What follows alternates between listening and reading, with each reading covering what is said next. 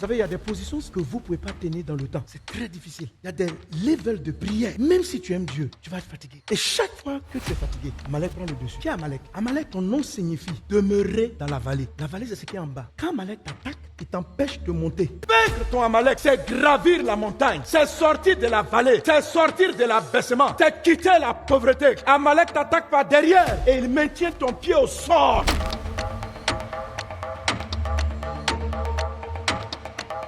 Lorsque Pharaon laissa aller le peuple, donc Pharaon les a laissés partir. Dieu ne le conduisit point par le chemin du pays des Philistins, quoique le plus proche, car Dieu dit, le peuple pourrait se repentir en voyant la guerre et retourner en Égypte. Donc, il y avait un raccourci, mais Dieu dit, prenez pas le raccourci. Prenez un chemin désertique. Ça veut dire, tu vas passer par quelques petites épreuves quand même. C'est l'école de Dieu. Puis il dit, pour éviter de rencontrer la guerre. Maintenant, on arrive à Exode 17, verset 8. Amalek vient combattre Israël à Rephidim. Va au verset 16 de Exode 17. Il dit, parce que la main a été levée sur le trône de l'Éternel, il y aura guerre de l'Éternel contre Amalek de génération en génération. Je trouve ça étrange, vous trouvez pas? Dieu a dit pour ne pas qu'ils rencontrent la guerre, faisons-les passer par les déserts. Le temps de comprendre, Amalek est venu faire la guerre. Pendant que je suis en train de parler, en fait, la puissance de Dieu est en train de te délivrer de ce qu'on appelle Amalek. Ah oui, vous savez, il y a beaucoup de gens qui sont à l'étape vraiment d'Amalek. Dieu t'a libéré, on a détaché. Puis le combat là, pour certains c'est pas simple. Ouais. Il faut maintenir certaines choses. Donc Pharaon le laisse partir, mais une puissance étrange arrive et les combat. Deutéronome 25, 17. Souviens-toi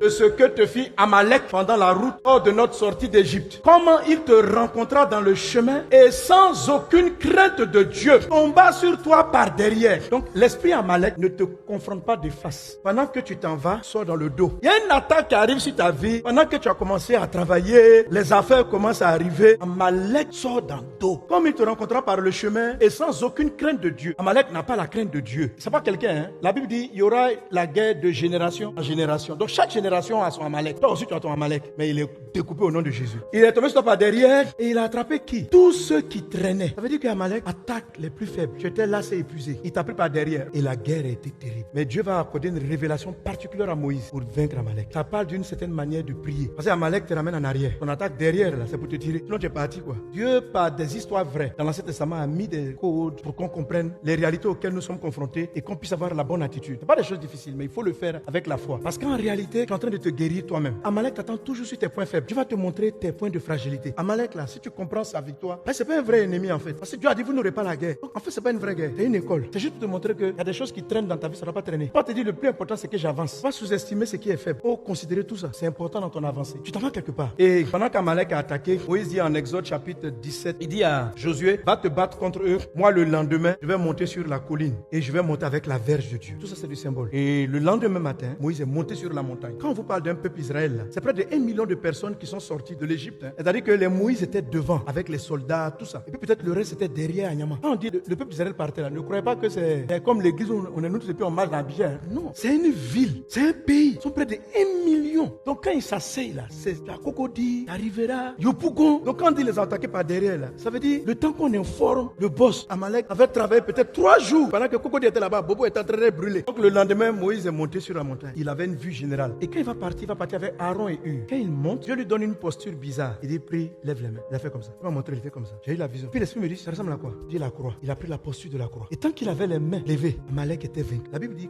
qu'il était fatigué. Parce que garder cette posture, c'est pas tenable. Vous savez, il y a des positions spirituelles que vous pouvez pas tenir dans le temps. C'est très difficile. Il y a des levels de prière. Même si tu aimes Dieu, tu vas être fatigué. Et chaque fois que tu es fatigué, Amalek prend le dessus. Qui est Amalek? Amalek, ton nom signifie demeurer dans la vallée. La vallée, c'est ce qui est en bas. Quand Amalek t'attaque, il t'empêche de monter. Parce que cette année, vous allez connaître la distinction divine. Donc, d'ici juin, là, je suis convaincu que Amalek vous a attaqué. Et tu n'arrives pas à monter, il a attrapé ton pied, dit où tu t'en vas. Le nom d'Amalek, littéralement. Je ne sais pas pourquoi son papa l'a appelé comme ça. Ça signifie celui qui monte jamais. Celui qui dit on habite en bas. Tu dis je vais aller. Il dit tu t'en vas où? On est ensemble. Quand Amalek lâche tes pieds au nom de Jésus, je déclare dans le nom de Jésus que l'ascension que Dieu a prévue, ascension professionnelle, ascension dans les ministères, soit libérée dans le nom de Jésus. Vaincre ton Amalek, c'est gravir la montagne, c'est sortir de la vallée, c'est sortir de l'abaissement, c'est quitter la pauvreté. Amalek t'attaque par derrière et il maintient ton pied au sol pendant que tu es appelé pour aller au sommet. L'Esprit du Seigneur m'envoie vers toi. Te dit, tu es Amalek, son temps est terminé dans le nom de Jésus-Christ. Tu monteras au sommet, tu vas monter. Qui est Amalek? Pourquoi il est si dangereux? Pourquoi Dieu dit qu'il y aura toujours la guerre contre lui? Quel est cet esprit? Deutéronome 25, on est très loin de ce qui s'est passé. Et Dieu dit, souviens-toi de Amalek. Faut pas oublier cette attaque. Qui est Amalek? C'est quoi cet esprit? Amalek, généalogiquement, généalogiquement. C'est l'arrière-petit-fils de Ésaü, le jumeau de Jacob, le fils d'Isaac, petit-fils d'Abraham. Donc Amalek descend de la famille spirituelle. Amalek est un fils d'Abraham. Non, Amalek c'est aussi de la religiosité, c'est de la piété. C'est un croyant. Tous les descendants d'Abraham ont été circoncis. Il descend d'Abraham et puis il descend d'Ésaü. Hébreux chapitre 12, verset 15 dit, ne soyez pas profanes comme Ésaü. Ésaü là, c'est l'arrière-grand-père de Amalek. Donc dans le sang d'Amalek, il y a Ésaü le profane. C'est quoi un profane? Le profane, c'est celui qui casse et qui désacralise, qui banalise tout le sacré. Amalek, c'est un esprit qui casse le sacré, la consécration. Parce qu'il a le sang Ésaü. Il rentre dans ta piété et il te rend mondain. Il t'amène le péché. Il te maintient en bas. Il brise tes forces. C'est là, Amalek, le profane. Il est pieux, mais qui te fait demeurer en bas. Maintenant, Dieu dit à Moïse, pour le vaincre, garde les mains levées et prie. Tu dois avoir une posture inconfortable. Lever les mains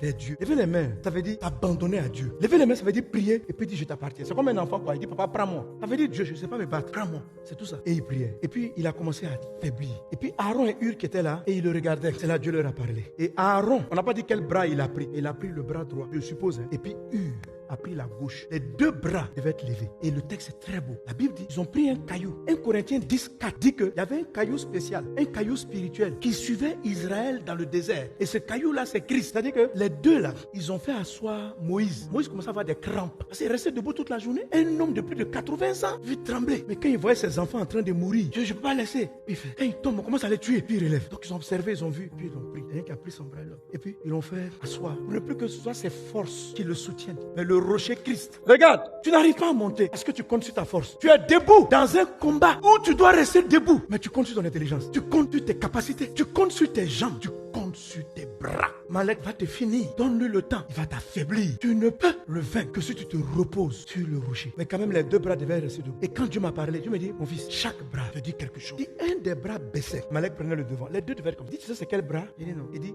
c'est pourquoi j'ai dit à Aaron et Hur de monter avec lui. Et qui sont-ils les deux là? Il dit, Aaron, le sacrificateur. Hur, c'est le grand-père de le monsieur qu'on appelle Betsalel, celui qui a construit le tabernacle. Oui, vous avez la révélation. Mais la Bible dit, j'ai donné mon esprit à Betsalel. C'était un architecte. Hur, en fait, c'était le chef administratif. Hur est de la tribu de Juda. Donc la tribu à qui Dieu a donné le gouvernement. Donc c'était un gestionnaire des hommes. S'occuper des hommes. Ça, c'est le travail de Hur. Aaron, ton travail, c'est chercher Dieu. C'est amener les autres à prier. C'est de quitter le parvis et puis aller voir la face de Dieu. Donc, le bras Aaron, pour terrasser Amalek, tu as un côté, tu dois rester debout. Ta rencontre, ta vie de prière, tu dois toujours communier avec ton Créateur. Ça, c'est le bras d'Aaron. Le bras de Hur, c'est ta gestion de tout ce sur quoi Dieu t'a établi. Gestion de ta famille, gestion de ton travail, gestion de tes responsabilités. Tes deux bras, tu dois rester debout. Si tu es un homme de prière, tu es levé à Aaron, mais que tu ne t'occupes pas bien, ton poste Hur n'est pas levé, ta vie va descendre pour mauvaise gestion de ton foyer. Tu es toujours à l'église, tu pries, tu as Aaron seulement. Amalek, tu vas tomber. Il y en a d'autres aussi, je suis fatigué de prier. Je vais faire Hur. Maintenant, le bras araonique est là. Amalek va te bouffer. Ton bras de ton intimité avec Dieu doit être levé. Que Dieu restaure ton bras Aaron. Dieu accorde la force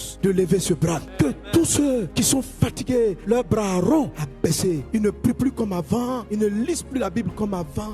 Dieu restaure. Que tous ceux qui sont fatigués de leur gestion, de leurs responsabilités, fatigués familialement, moralement, trop de blocages, leurs bras sont fatigués pour essayer de relever leur entreprise. Tous ceux sur quoi ils sont des Hur en train de gérer. C'est vrai, tu aimes l'église, tu vas à l'église, tu pries tout le temps. Mais ce bras est fatigué. Ta maison te fatigue, tu es lourd. Amalek en train de ravager ton couple. Ta famille n'arrive pas à monter. Une puissance vous abat. Ta gestion, ton entreprise, ton bras de Hur est fatigué. Il est le Dieu vivant qui restaure. Que dans cette semaine,